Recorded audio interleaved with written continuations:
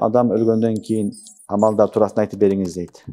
Адам ölgöндөн кийин жакшы амалдарды кылып бүт бардыгын багыштай бериш керек. Исалы савап деген ошол савап жеткизүү деген сөз. Жакшы амалдарды бүт баарын кылып, ошолордун соогуну Алла Таалага багыштай жеткизе бериш керек. Чүнкү ал Куран окуп дуа кылсаң да болот, намаз окуп кылсаң да болот, кайрымдуулук кылсаң болот, жакшы иштердин бүт бардыгын кылып туруп, ошонун соогуну паланчыга, атама, эниме, чоң атама, чоң энеме багыштадым десең боло берет. Чүнкү бир эле иш соопту бир нече адамга багыштасаң да жете берет. Алланын казынасы кенен.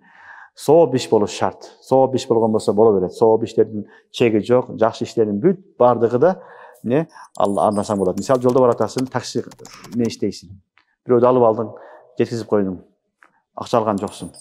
Ошол жеткизип койдуң да ушунун соогуну атама, эниме багыштадым деп боло берет. Кыскасы, жакшы иштердин бүт бардыгын багыштаса болот. Шарият көрсөткөн жолу менен, шарият көрсөтпөгөн жолдор менен болсо, тыюу салынган жолдор болсо, бидаттар аралашып кеткен болсо болбойт.